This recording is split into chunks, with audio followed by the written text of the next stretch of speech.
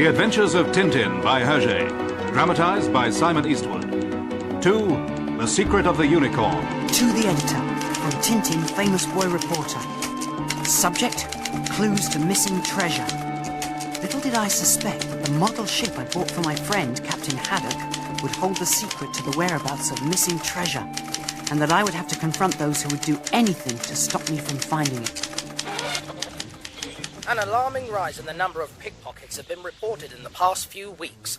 The police are using their best men to put a stop to this public scandal.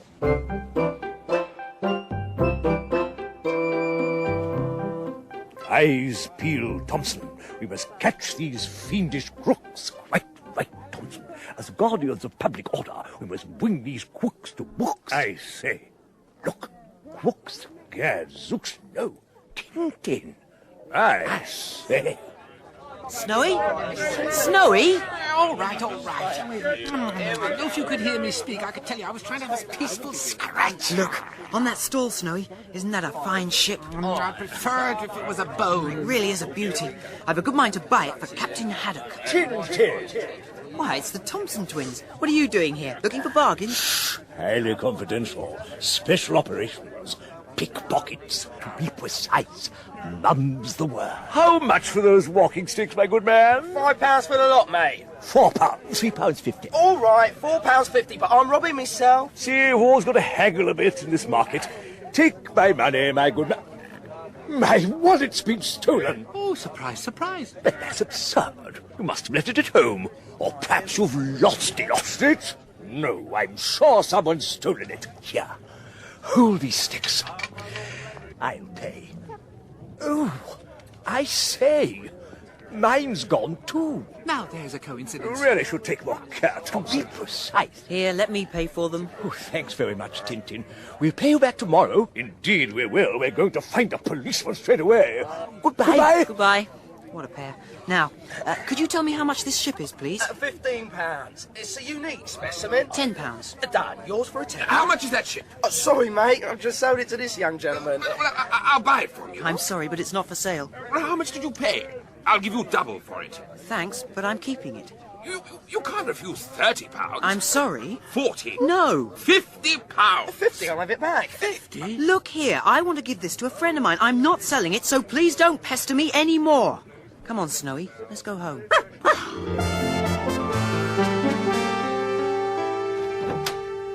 It really is superb. I'll put it on the table for now. Captain Haddock will be delighted. But you think of all the bones you could have bought for £10. I wonder why that man was so keen to buy my ship. Let alone 50. All right, I expect that's the captain now. I apologize, it's me again. Forgive me if I'm insistent, but I'm a collector, you see, and I would be so very grateful if you would agree to sell me your ship. I've already told you I bought it for a friend. Exactly.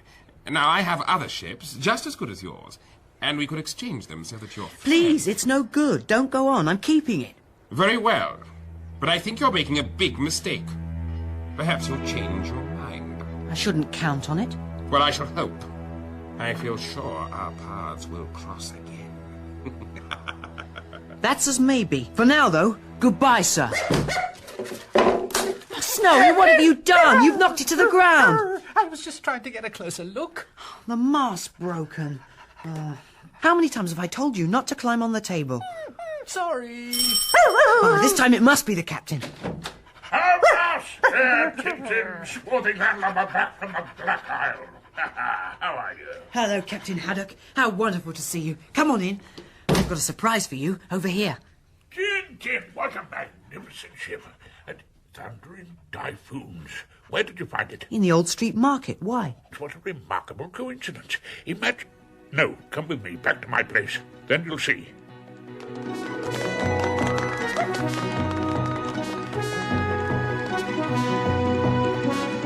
Now, look at this painting. Is that you? No, it's one of my ancestors, Sir Francis Haddock. He lived in the reign of Charles II. But just take a closer look at that ship in the background. Why, it's just like the one I bought. Exactly. It's the same ship. It's identical. Don't you think that's remarkable? There's a name here on the ship. Look, in tiny letters. Unicorn. So there is. Unicorn. I've never noticed it. Maybe there's a name on mine, too. We should have brought it along. Wait here. I'll go and fetch it. Oh, dear. I have the feeling this is the start of another adventure.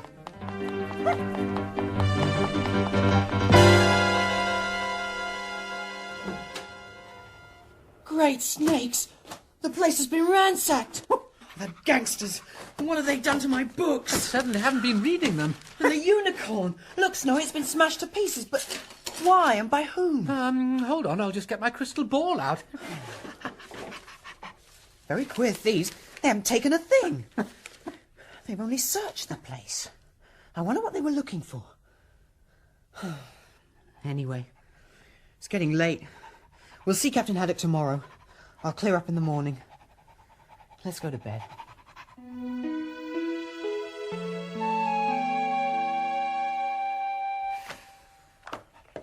Goodness, what a mess. Coming. Well, Thompson and Thompson, good morning. Shouldn't you be looking for pickpockets? Good morning, Tintin. We've come to pay you the money for those sticks. We called on you last night, but you were out. Did you get your wallets back? I'm afraid not, but I bought a new one this morning, and...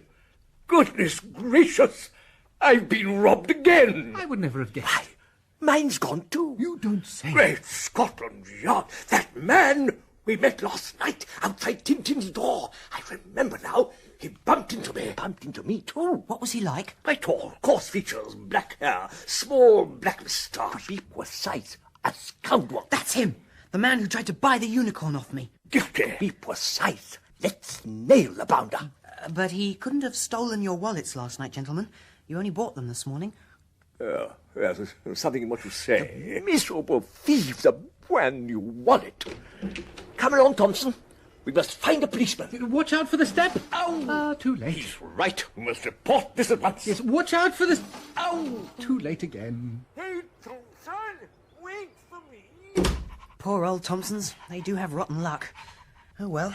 Let's try and get this mess sorted out. Oh, there's something under here, Tintin. A cigarette under that chest, but I don't smoke. Why, it's not a cigarette. It's a scroll of parchment. Let's have a closer look at it. 3 brothers joined. 3 unicorns in company, sailing in the noonday sun, will speak. For 'tis from the light that light will dawn, and then shines forth the eagle's cross. Oh, it's all gibberish. Sounds good, though. And where on earth did this parchment come from, anyway? Great snakes! I've got it! It must have been rolled up inside the mast of the ship. It then fell out when Snowy broke the mast. It's all right, you don't have to remind me. And rolled under the chest, which explains something else. Whoever smashed my ship knew that the parchment was hidden there. When he discovered the scroll had gone, he thought I must have found it. That's why he ransacked the rest of my flat. Tintin, you're a real Sherlock Holmes. But who could it have been? Why, of course, the man who tried to buy the unicorn off me. The Thompsons saw him outside my door last night. I knew there was something strange about him. But why was he so anxious to get hold of it? Unless... Yes, that must be it. There's no other answer. Quick, Snowy, we must see the captain. Why? What is it now? Treasure, Snowy. Come on. This is going to be a treasure hunt.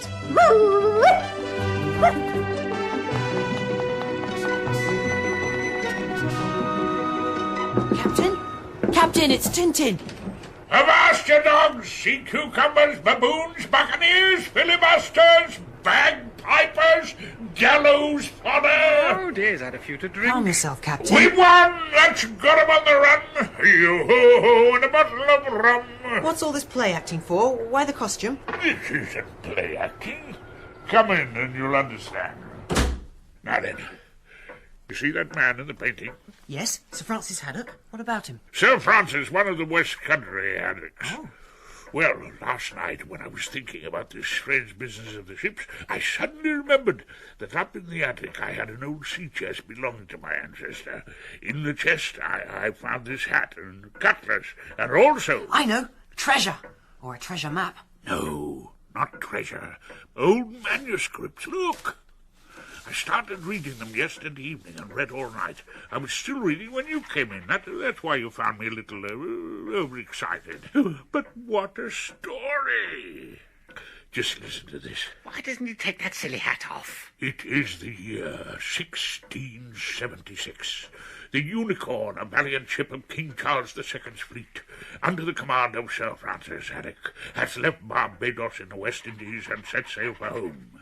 She carries a cargo... Well, anyway, there's a good deal of rum aboard. Some things never change.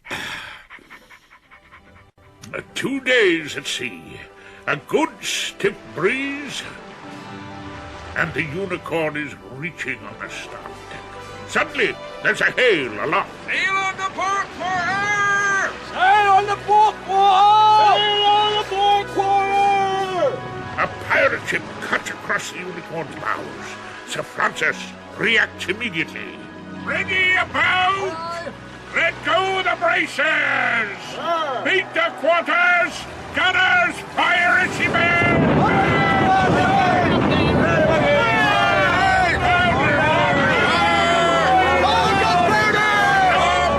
Close hauled, the enemy falls in line astern with the Unicorn. She draws closer.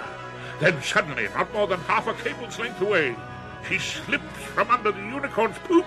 Ooh, that must have been painful. Then she resumes her course.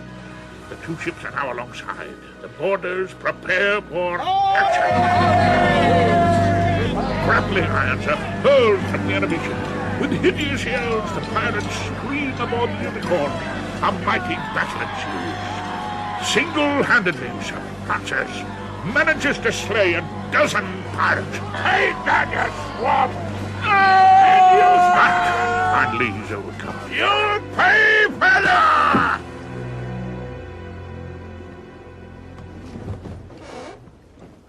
The pirates become masters of the ship. They hoist the Jolly Roger, and no quarter is given. Every man Jack walks the plank.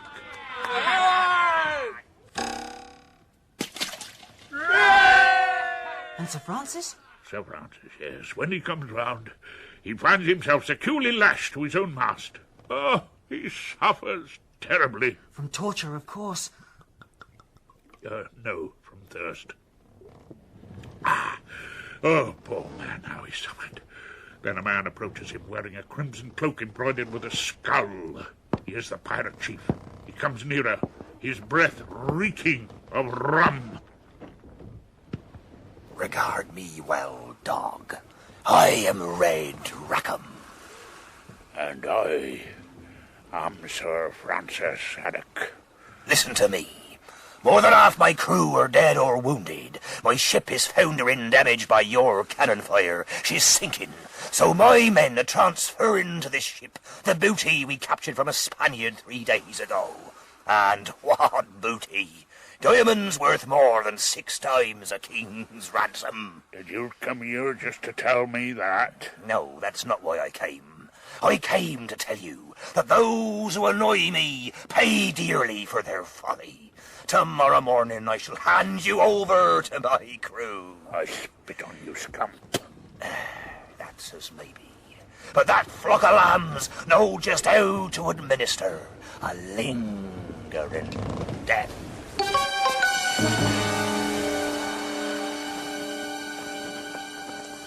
Towards nightfall, the Unicorn with her pirate crew sight a small island.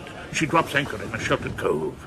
The pirates find the Unicorn's cargo of rum, broach the casks, and make themselves abominably drunk.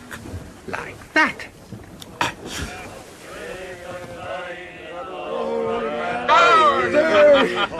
Meanwhile, Sir Francis, struggling desperately, manages to free himself. He creeps down into the magazine, where the ship's gunpowder and shot is stored. There now, that'll make the party go with a bang. Now, I must make haste before she goes up.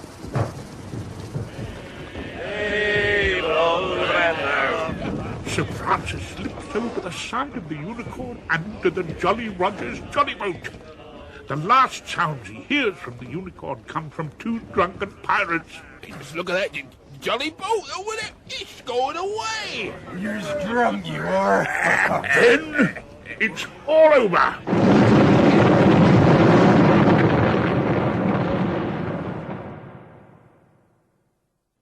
So perished the Unicorn. And of all the pirates aboard her, not one escaped with his life. What happened to Sir Francis after that? He made friends with the natives on a nearby island and lived among them for 2 years. Then he was picked up by a ship which carried him back home. There, his journal ends. But now comes the strangest part of the whole story.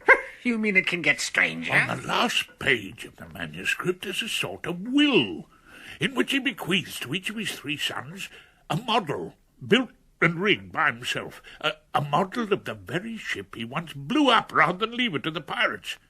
There's one funny detail. He tells his sons to move the mainmast slightly aft on each model. Thus, he concludes, the truth will out. That's it, Captain. Red Rackham's treasure will be ours. What do you mean? I mean that I happen to have one of those scrolls. Snowy moved the mainmast aft for me. But do I get any credit? Look, here in my wallet. Someone's stolen it. Oh, this is getting ridiculous. Stolen it? But I'm sure that if we can collect the 3 scrolls together, then we shall find Red Rackham's diamonds. And how do we go about doing that? Good question. But first of all, I must Give Snowy a drink. report my wallet's been stolen. Oh, I'll come with you. Mr. Tintin. Yes, what? Why? It's the man who tried to buy the unicorn from me. So you're the villain. Please, this is very important. My name is Barnaby.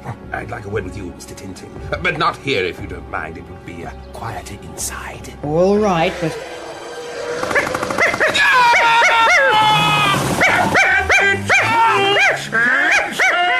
Captain Helming's man been shot. What's going on? Who are you? My wallet! Look in my wallet! Quick! It's not there. Must have been stolen. Oh, this is getting beyond a joke. You must take care. They'll kill you too. Who? Who are they? Tell us. Up there! Sparrows? Why is he pointing at sparrows? What do you mean? Crumbs, he's fainted.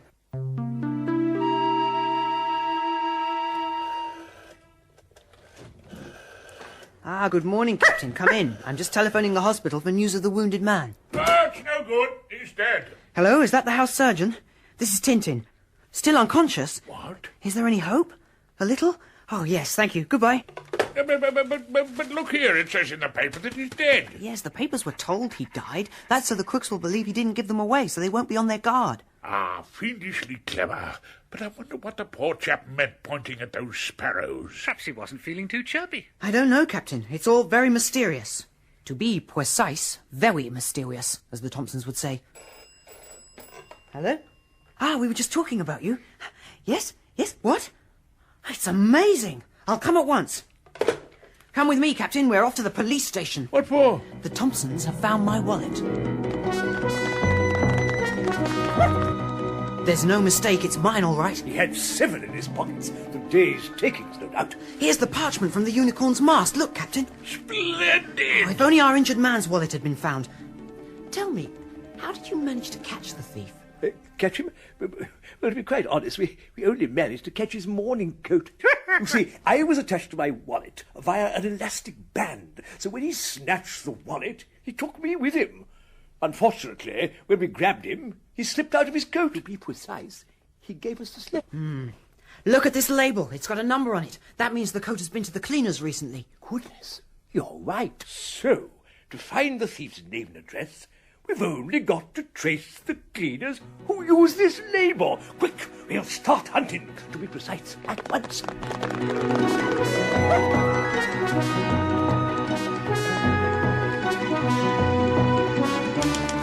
While the Thompsons set out to bring the wallet thief to justice, for 3 days I pondered the whereabouts of Barnaby's mysterious would-be assassins. Perhaps it was they who held the 2 missing parchments. On the 4th day, Snowy and I were sitting contemplating early retirement, when out of the blue, someone came to the door. I wonder who that can be. Mr. Tintin, here's a new bath you ordered. I haven't ordered anything. But it's addressed to you. Look. So it is. May I look inside? Right, chloroform's done the trick. Quick, shove him in the crate and put him in a van. Yeah, right. They're kidnapping Tintin. Back off tight, or you'll end up in a stew. Let's get in the van. Right. Shut up, Gooch. Right, let's get out of here. Step on it.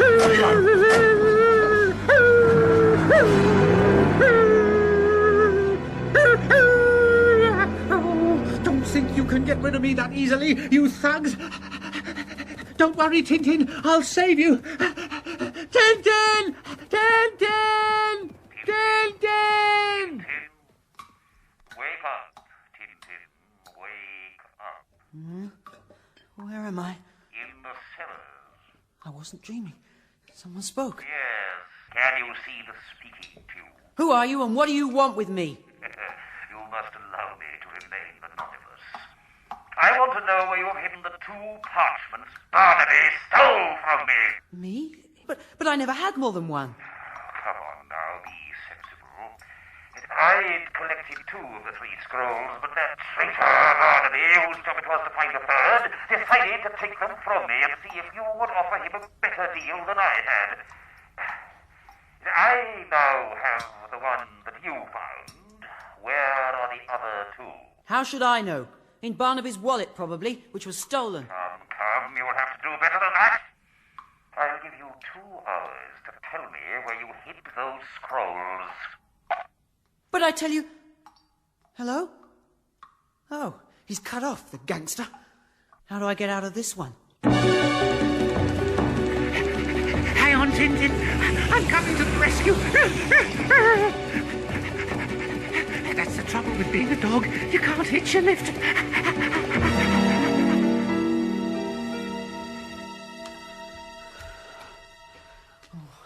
1 hour now. 1 hour to get out of here. How can I do it?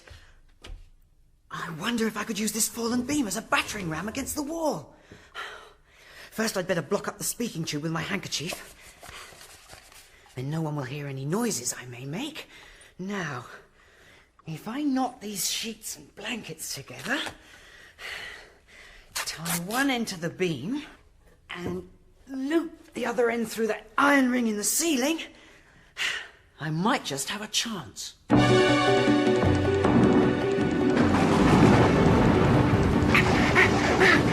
What I said about early retirement, Tintin. I meant it.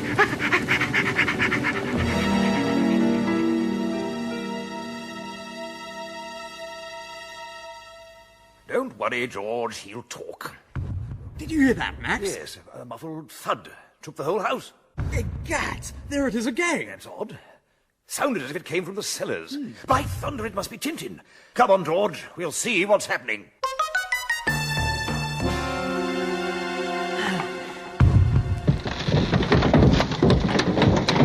Hooray! There she goes! Quick, no time to lose. What's through here? Why, it's another room, like a museum full of artifacts. Over there.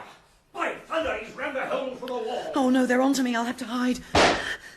There's plenty of hiding places, but he won't get far. He's right. The statue won't keep me covered for long. You might as well make it easy for yourself, Tintin. Accounting frame. It's my only chance. I'll smash it and let the beads do the rest. Here I am, gentlemen, and here you are.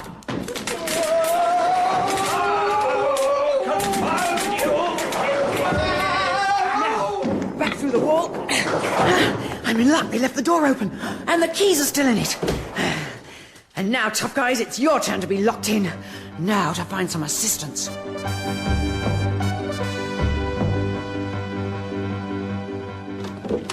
This must be the study. And there's the speaking tube. So this is where my hosts were talking to me from.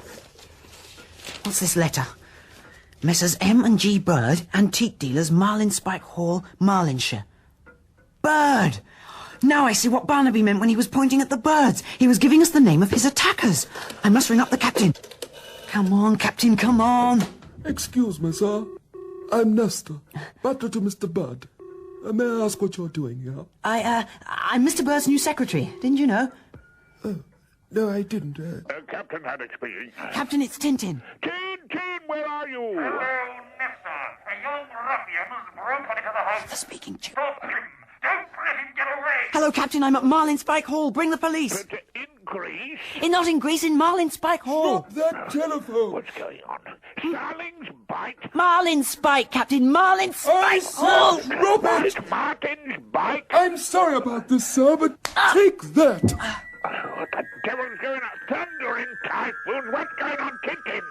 Tintin!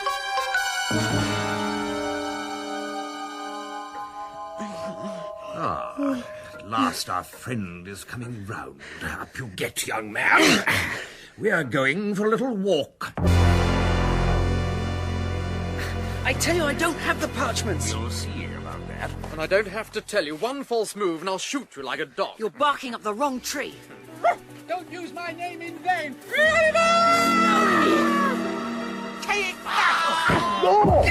Snowy, you've bitten his gun hand. Now let's see what you're both like at boxing. A right hook for you, and a left jab for you. Good old Snowy, you managed to find me. Once I get the bit between my teeth, I'll never give up. Hooray! Captain Haddock and the Thompson twins. Oh, my word, a party. Are you all right? I am now, Captain. Don't touch me, I'm innocent, I tell you. Extremely likely. Be precise. Extremely unlikely. It's true. Nestor acted in good faith. Thank you, sir. It's those two thugs that need to be put in handcuffs. Up you get, you two. Be precise. Get up. Now, Captain, tell me how you came to be here. That Barnaby fellow. After hanging between life and death, he'd just come round and identified his attackers. There was no time to lose. I warned the police at once and we rushed here. Here we are. 2 caged birds. 2 caged birds. Very funny. Oh, dear, that's ruffled his feathers. Now a triumph for the forces of law and order, too, I think you'll find. Now, what about the pickpocket? Have you managed to lay hands on him? Not yet. But it won't be long now. If my hunch is correct, it is he that holds the secret of the unicorn. Golly! We got his name from the theatre. He's called Aristides Silk. We were just about to pull him in when we were ordered here to arrest the bird runners. So here we are. Well, there we go. What was his name again? Aristides Silk. Well, I think it's time we Aristided him.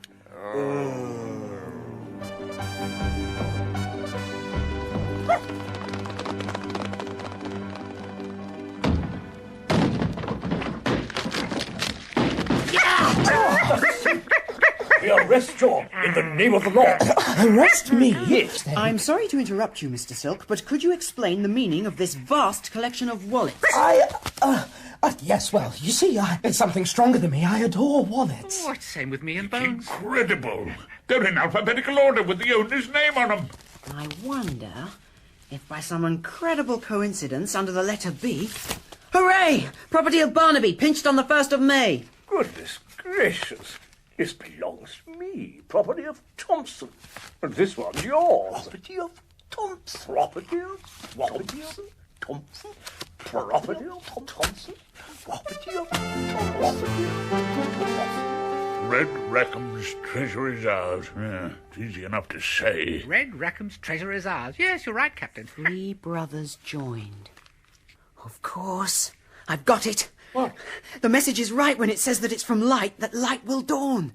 Look, I put the 3 parchments together and thus hold them sailing in company in front of the light. Yeah? Look now, see what comes through. Thunder in typhoons! The numbers and letters come together. It gives us a latitude and longitude. Obviously telling us where the unicorn sank. Hooray! Hooray! Now, Captain, when do we leave on our treasure hunt? Let's see. Well, first we need a ship. Then we need a crew, some diving suits, and all the right equipment for this sort of expedition.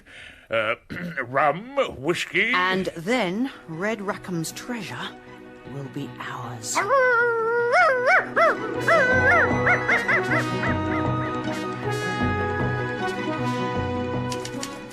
But of course it wasn't going to be that easy. This voyage in search of treasure would be full of danger. And despite the aid of a shark-proof submarine and a mad professor, we would have no time for leisure when we went in search of Red Rackham's treasure.